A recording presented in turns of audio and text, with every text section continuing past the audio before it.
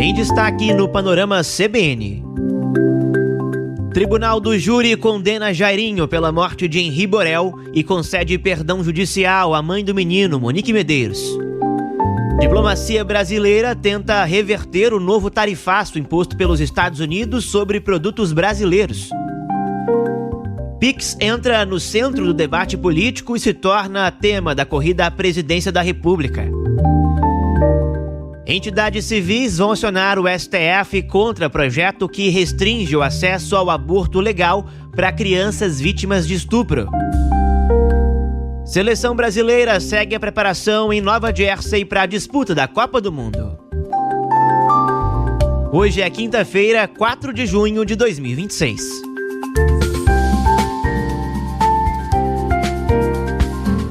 Oi amigos, eu sou o Pedro Bonenberger, te faço companhia para vocês aqui nesse feriadão de Corpus Christi. Um bom descanso a quem tá de folga, bom trabalho a você que tá a caminho dos seus compromissos. Nós vamos juntos com as principais notícias do dia em menos de meia hora. O Tribunal do Júri do Rio de Janeiro condenou na madrugada desta quinta-feira o ex-vereador Jairo Souza Santos Júnior, o Jairinho, pela morte de Henri Borel. A pena total pelos crimes de homicídio duplamente qualificado, tortura e coação no curso do processo foi fixada em 43 anos, 9 meses e 20 dias de reclusão. A Monique Medeiros, a mãe do menino, teve a acusação de homicídio doloso desclassificada pelos jurados para homicídio culposo. E apesar disso, gente, a juíza Elizabeth Machado Louro concedeu o perdão judicial pelo crime. A Monique foi condenada por omissão em relação à tortura sofrida pelo filho. A pena estipulada foi de 1 ano e 4 meses de prisão, mas como ela já está presa bem mais tempo que isso, a sanção foi considerada já cumprida. A magistrada afirmou que a morte do filho e os ataques sofridos ao longo dos últimos 5 anos já impuseram uma enorme dor, um enorme sofrimento contra essa mulher. A leitura da sentença, nessa leitura a juíza considerou que as acusações contra Monique são resultado de misoginia. Que fosse o pai e não a mãe na mesma situação, nem sequer teria sido ele processado, como é a regra nos processos de igual natureza. É que o papel culturalmente reservado à mulher nos moldes patriarcais, não só dela exige ser mãe, mas muito além, a mãe perfeita. Mãe suficiente não basta. Desde a investigação, Monique não mereceu o benefício da dúvida e ao longo do processo, embora fosse apontada como mãe zelosa e não ter sido acusada de infligir diretamente agressões físicas a seu filho, a revolta evoluiu rapidamente para franco massacre nas redes sociais, com ataques muito mais virulentos do que aqueles dirigidos ao autor direto. Você se lembra desse caso com certeza. O Henri Borel morreu no dia 8 de março de 2021, com 4 anos de idade, após dar entrada no hospital na Barra da Tijuca, aqui no Rio de Janeiro, com múltiplas lesões internas e em parada cardiorrespiratória. Segundo a denúncia do Ministério Público, esse menino foi submetido a agressões dentro do apartamento onde morava com a mãe e o então padrasto na zona oeste do Rio.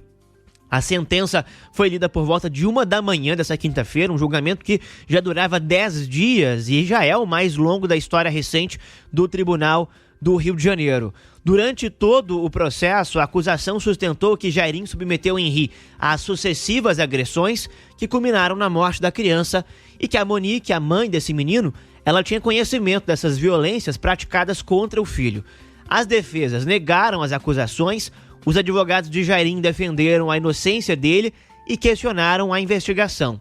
Já a defesa de Monique sustentou que ela não tinha conhecimento das agressões e que também foi vítima de violência psicológica e manipulação dentro dessa relação com Jairinho.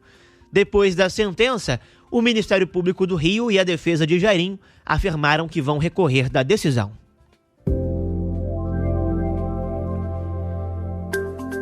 Outro assunto de hoje é o tarifaço.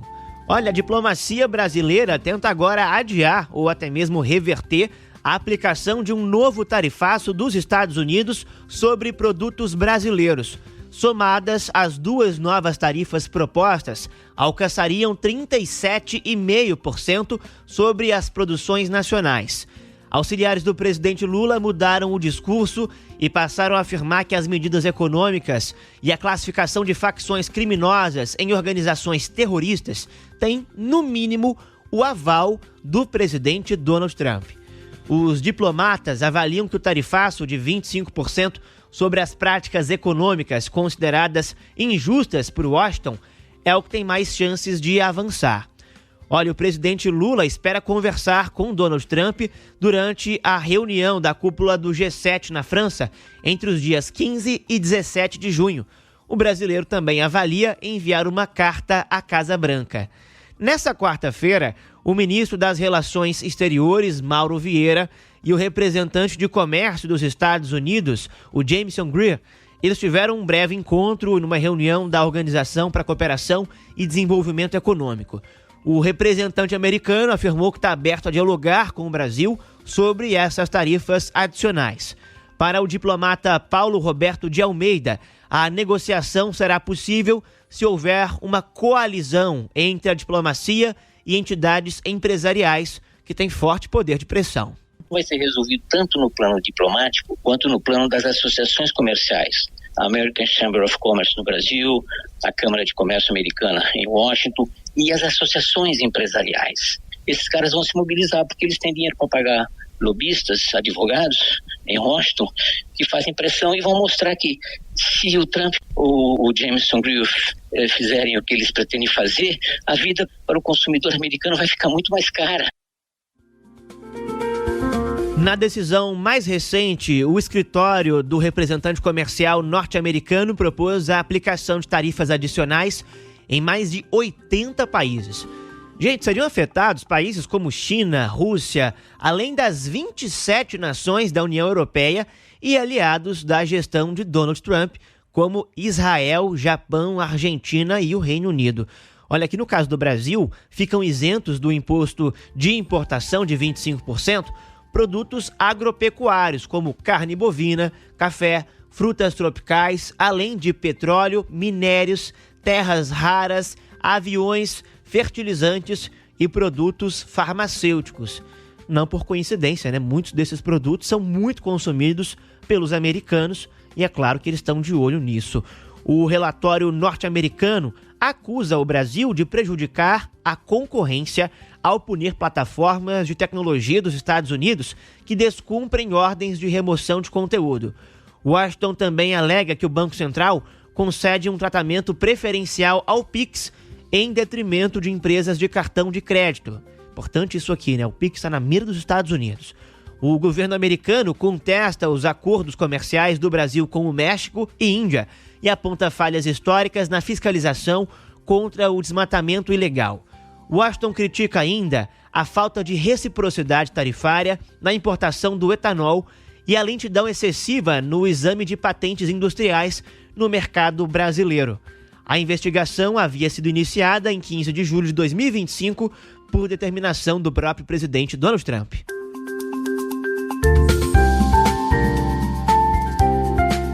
Falando no Pix, ele está na mira não só dos Estados Unidos, mas dos presidenciáveis, dos pré-candidatos à presidência da República. E se tornou agora um dos principais temas de debate entre os presidenciáveis nessa corrida à presidência. O sistema de pagamentos entrou na mira dos Estados Unidos durante a discussão sobre as novas tarifas comerciais, como a gente vinha falando por aqui, essas tarifas contra os produtos brasileiros. E aí, rapidamente, já foi incorporado também as estratégias de comunicação de dois campos políticos.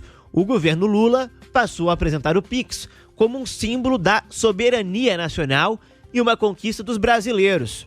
Num discurso após o anúncio das medidas americanas, o presidente exibiu um cartaz com a frase "O Pix é do Brasil", dizia esse folheto.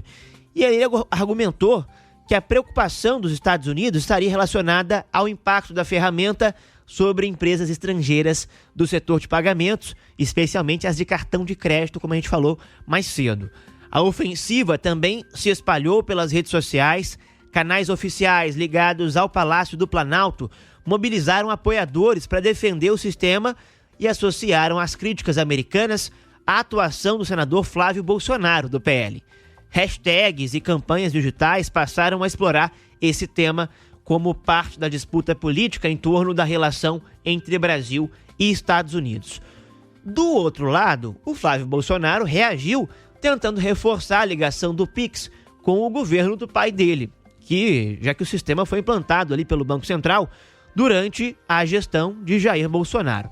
O Leandro Golvetti contou isso aqui ontem, que em evento em Minas Gerais, o senador chegou a exibir um cartaz, e aí replicando Lula com um cartaz dizendo o seguinte: o Pix é do Brasil e do Bolsonaro, e afirmou ter enviado uma carta ao presidente Donald Trump pedindo que não sejam impostas tarifas às empresas brasileiras.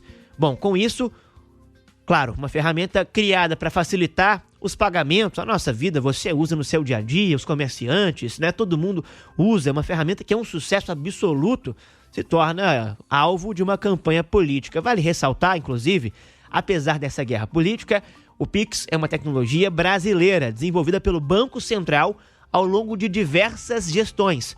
Não tem dono, não tem partido, pode usar sem moderação.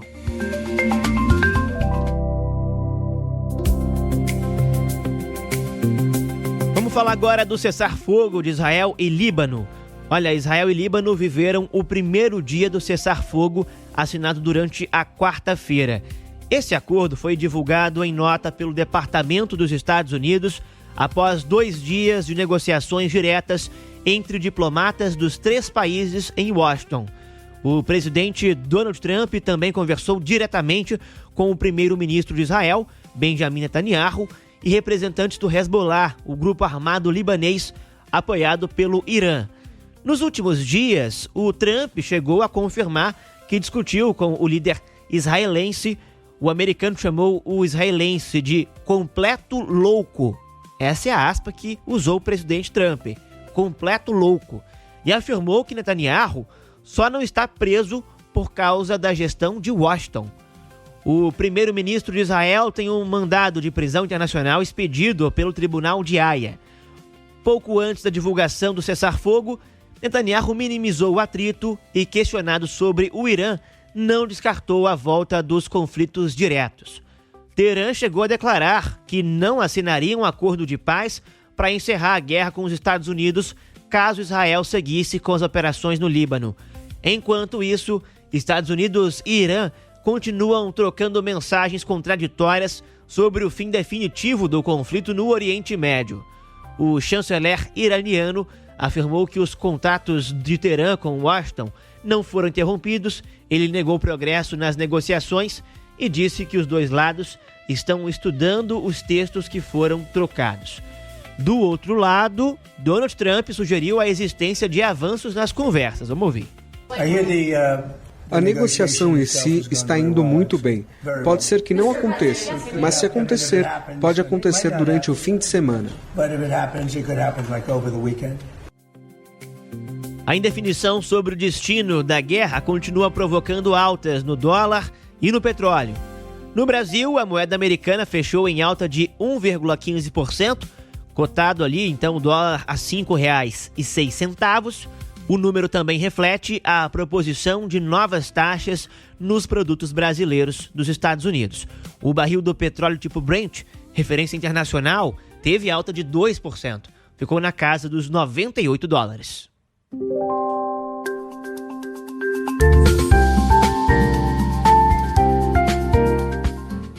Voltando aqui para o Brasil, entidades e organizações da sociedade civil que integram o Conselho Nacional dos Direitos da Criança e do Adolescente informaram que vão acionar o Supremo Tribunal Federal contra a derrubada da resolução sobre o acesso de crianças e adolescentes vítimas de estupro ao aborto legal.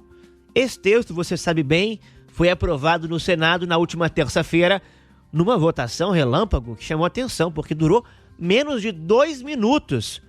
Essa proposta já estava aprovada na Câmara dos Deputados, foi aprovada lá em novembro do ano passado e passa a valer após a promulgação do Congresso Nacional, sem necessidade, então, de sanção do presidente Lula. Essa resolução do Conselho Nacional dos Direitos da Criança e do Adolescente, ela estava em vigor desde janeiro do ano passado, basicamente estabelecia o seguinte: um atendimento de menores vítimas de violência sexual e garantia acesso à informação sobre a interrupção legal da gravidez nos casos previstos pela legislação, ou seja, os casos especialmente de violência sexual, casos de estupro contra menores. O texto também reconhecia a gestação na infância e adolescência como um fator de risco à saúde física e mental, com possíveis impactos sociais e também no desenvolvimento dessas vítimas. Entre os pontos revogados está a previsão de que a ausência dos pais ou responsáveis não impediria o acesso da criança ou adolescente a informações sobre o aborto legal. A norma ainda permitia que profissionais avaliassem a necessidade de comunicar os responsáveis, especialmente em situações em que essa comunicação pudesse representar riscos à integridade física, psicológica ou social da vítima. Inclusive aqueles casos onde o abusador é o pai da criança. Acontece, infelizmente, no nosso país. A medida também previa acompanhamento por integrantes da rede de proteção à infância e orientava estados e municípios a ampliar a oferta de serviços de aborto legal, principalmente em regiões com menor acesso. Com a derrubada dessa resolução, especialistas e entidades de defesa dos direitos das crianças e adolescentes avaliam que o acesso ao procedimento nos casos já autorizados por lei poderá enfrentar novos obstáculos. Agora, essa situação, como eu disse, deve parar no STF. O assunto agora é a seleção brasileira.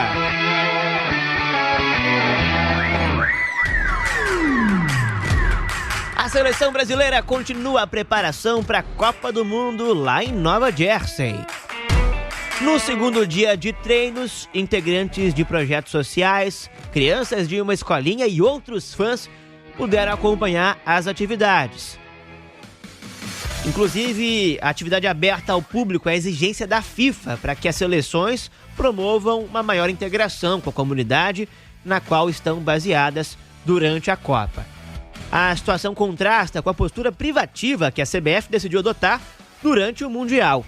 A organização reservou o hotel The Ridge, em Basking Ridge, exclusivamente para si, ou seja, excluindo a entrada de outras pessoas de fora. Policiais na portaria impedem qualquer aproximação de torcedores, gente. O mais próximo possível é a beira de uma estrada, sem contato visual nem com a fachada. O mesmo ocorre no centro de treinamento em New York Red Bulls. É o centro desse time. Um esquema de segurança rigoroso impede que carros e pedestres subam a ladeira que dá acesso à entrada principal desse CT. A CBF afirma que não tem envolvimento no excesso de rigor no isolamento dos locais, mas confirma ter priorizado a privacidade dos jogadores. Durante o treino dessa quarta-feira, o Ancelotti esboçou algumas mudanças no time que vai enfrentar o Egito no último amistoso antes da Copa. Marquinhos e Gabriel Magalhães serão as novidades na defesa, após a ausência diante do Panamá por conta da final da Champions. Ainda no setor defensivo, Douglas Santos deve assumir o lugar de Alex Sandro. Lucas Paquetá e Igor Thiago, que entraram bem contra o Panamá, ficaram com as vagas de Matheus Cunha e Luiz Henrique. O duelo contra o Egito é marcado para o sábado, 7 horas da noite, pelo horário de Brasília, em Cleveland. O Brasil estreia na Copa no dia 13 contra o Marrocos, em Nova York. Brasil! E já que o assunto é Copa do Mundo, eu vou te contar uma história daquelas, viu? Super divertida, que nós trouxemos aqui na CBN. Transmissão de Copa do Mundo, todo mundo de olho aí. Isso é coisa que é relativamente recente, viu? Na nossa história. Lá no começo não era bem assim não, viu? Mas olha que interessante, lá muito antes da televisão, da internet, das transmissões em tempo real por aplicativos, um jornal do Rio de Janeiro conseguiu algo extraordinário: acompanhar e divulgar lance a lance a primeira partida da seleção brasileira em Copas do Mundo. O jogo foi disputado no Uruguai em 14 de julho de 1930 contra a Iugoslávia. Reportagens publicadas pelo Diário da Noite em julho daquele ano, acessadas pela CBN através da Biblioteca Nacional, mostram que o periódico montou uma mega operação para transmitir ao público brasileiro as informações do jogo. disputado lá em Montevidéu, no Uruguai. A conexão foi feita pela empresa italiana Italcable, que usou um cabo submarino de milhares de quilômetros ligando o Uruguai ao Brasil.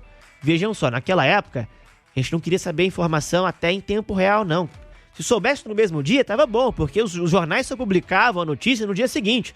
Então, o jogo da seleção só ia ser noticiado um pouco depois. E aí, isso foi revolucionário. Pense bem, uma empresa colocar um cabo lá no Uruguai, enorme, né? Milhares de quilômetros, trazer um cabo até o Rio de Janeiro. Incrível, né? Dias antes da estreia da seleção, o jornal anunciou com destaque que o telefone da redação estaria ligado diretamente ao campo onde a partida seria disputada. Colocaram ali, inclusive, um alto-falante para a galera poder ouvir as notícias. Esse esquema funcionava da seguinte forma: um representante do Diário da Noite permanecia no estádio Parque Central, em Montevidéu, acompanhado de jornalistas e dirigentes brasileiros. De lá, informações eram transmitidas por um telefone até uma estação da Italcable, lá na capital uruguaia. O sinal seguia por um cabo submerso enorme no Rio da Prata, chegando até o Rio de Janeiro, chegando diretamente à redação do jornal. Na porta do edifício foram instalados alto-falantes, como eu disse, para que todos pudessem ouvir esse anúncio. Olha, o professor de telecomunicações do Instituto Mauá de Tecnologia, o Eduardo Pousada, explicou que essa transmissão foi um marco para a tecnologia do período. Você transmitir um cabo muito, mas muito longo é uma façanha. Entanto, a instalação desse cabo não é uma coisa simples de ser feita, é serviço profissional de longuíssima distância, e você captava esse sinal a uma distância de alguns milhares de quilômetros. Isso, naquela época de década de 1930, era absolutamente revolucionário, né? Porque a tecnologia no país aqui ainda estava engatinhando, né? A estreia do Brasil na Copa do Mundo aconteceu no dia 14 de julho de 1930. Olha, a gente perdeu, viu? Por 2-1. A estreia não ficou marcada pelo jogo, né? Mas entrou para a história como um dos primeiros eventos esportivos internacionais acompanhados quase que em tempo real pelo público brasileiro. Para a gente ter uma ideia, olha que curioso, lá no estádio, em Montevidéu, havia 5.000 pessoas assistindo a partida, ao vivo ali no estádio. Aqui na porta desse Diário da Noite, no Rio de Janeiro, do jornal, eram 10.000 pessoas, o dobro. Impressionante, né? O Brasil sempre amou futebol, impressionante. Bom, a primeira transmissão radiofônica de uma Copa só aconteceria em 1938. As imagens chegariam à televisão brasileira só em 58, mas as transmissões ao vivo pela TV só se tornariam possíveis em 70, com o uso de satélites. As partidas em cores passaram a fazer parte da rotina dos brasileiros a partir de 74. Bom, se na primeira Copa do Mundo a briga era para conseguir saber até mesmo no mesmo dia resultado, as notícias, hoje a gente busca pelo menor delay possível para não ouvir o nosso vizinho gritar gol primeiro que a gente. Por isso, torcedores de todo o país estão buscando agora pela boa e velha anteninha digital. É o menor atraso possível na transmissão com imagens, comparando com a TV a cabo, streaming e com a internet, por exemplo. São 96 anos de diferença, hein, gente? A tecnologia mudou muito, completamente, mas a ansiedade do torcedor, claro, segue a mesma. A gente quer viver cada detalhe dessa Copa e sentir essa emoção. Muito obrigado pela sua companhia. Amanhã é sexta-feira. E sexta-feira é dia de música. Quero que você mande sua sugestão pra gente. Pode ser no comentário aqui da sua plataforma de podcast que você está nos ouvindo. Pode ser através do meu Instagram, o @pedro.bom, pedro.bohn. Manda uma DMzinha por lá. Elogios, críticas, sugestões. Você é sempre bem-vindo. O Panorama CBN fica por aqui. Muito obrigado, viu, pela sua audiência. Produção e edição deste episódio foram feitas por mim, Pedro Bonenberger, ao lado de Matheus de Souza. A edição e sonorização são de Laerte Afonso. Uma ótima quinta-feira para você e até amanhã.